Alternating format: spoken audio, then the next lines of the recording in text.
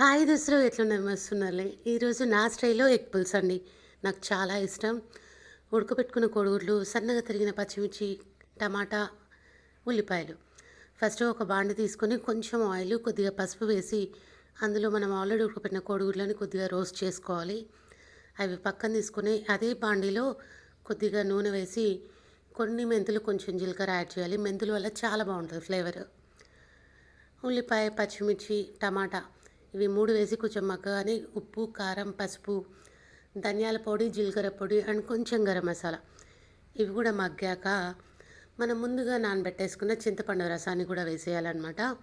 కొంచెం water add చేసేసుకోవాలి. అది కొంచెం మరగగానే అందులో మనం ఉడకబెట్టుకున్న కోడిగుడ్లు ఉన్నాయి కదండి, అవి కూడా యాడ్ చేయాలి. ఇష్టం ఉన్న వాళ్ళు బెల్లం వేసుకోవచ్చు. నేను వేసింది స్కిప్ అయిపోయింది. మీరు కూడా ట్రై చేసి ఎలా ఉందో కామెంట్ చేయండి దోస్తులు. అండ్ ఎమ్మి ఎగ్ పులుసు రెడీ.